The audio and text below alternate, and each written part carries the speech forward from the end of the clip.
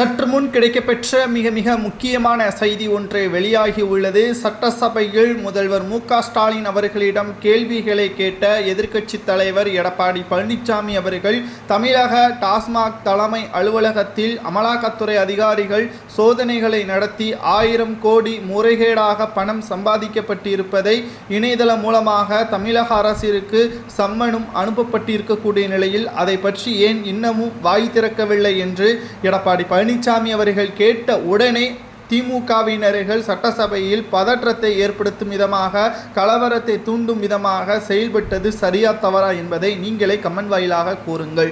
அது மட்டுமல்ல, திராவிட முன்னேற்றக் கழகம் இரும்பு கரம் கொண்டு அடக்கக்கூடிய திமுக அரசு, தமிழகத்தில் பாதுகாப்பை ஏற்படுத்தக்கூடிய திமுக அரசு தமிழகம் முழுவதும் இப்பொழுது ஸ்டாலின் கூறியதுதான் நடக்கிறதா என்று பார்த்தால் தென் மாவட்டங்கள் முழுவதும் அச்சத்தில் தான் இருக்கிறார்கள். தினம்தோறும் அசம்பாவிதங்கள், மக்களுக்கு பாதுகாப்பு இல்லை. ஒட்டுமொத்தமாக திமுகவினர்களில் உள்ள நிர்வாகிகளை இதற்கு காரணம் என்றும் சட்டசபையில் கனத்த குரலுடன் எடப்பாடி பழனிசாமி அவர்கள் ஸ்டாலினுடன் நேரடியான கேள்வியே தற்பொழுது முன்வைத்திருக்கிறார். இதற்கும் ஸ்டாலின் அவர்கள் பதிலளிக்கவில்லை. குறிப்பாக தமிழகத்தை எடுத்துக்கொண்டால் மக்களின் கவனம் முழுவதும் ஒன்று பாதுகாப்பு, மற்றொன்று வசதிகள். இது இரண்டும் எந்த ஆட்சி தருகிறதோ அவர்களுக்குத்தான் மீண்டும் ஓட்டுக்களை செலுத்த முடியும்.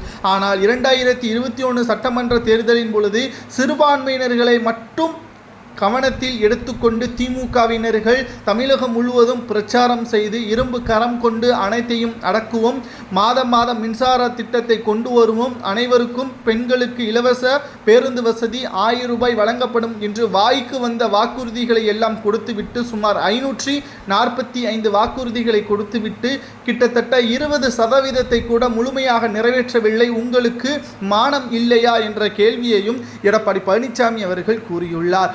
கொரோனா காலகட்டத்தின் பொழுது நாங்கள் கொண்டு வந்த திட்டம்தான் மக்களின் உயிரை பாதுகாத்தது என்றும் பெருமையாக எடப்பாடி பழனிசாமி அவர்கள் கூறியுள்ளார். அது நிச்சயமாக ஏற்றுக்கொள்ளக்கூடியதுதான். ஆனால் அந்த இடத்தில் திமுகவினர்கள் இருந்திருந்தால் நிச்சயம் நிர்வாகிகளே அந்த தடுப்பூசிகளை பாதி விலைக்கு விற்றிருப்பார்கள், முறைகேடான விலையில் விற்றிருப்பார்கள். கலப்படமான விலை உயர்ந்த ஊசிகளை கலப்படமான முறையில் மக்களின் பயன்பாட்டிற்கு கொண்டு வந்து அதிக உயிரிழப்பீர்களை ஏற்படுத்தியிருப்பார்கள் என்று எடப்பாடி பழனிசாமி அவர்கள் விவாதித்துள்ளார்.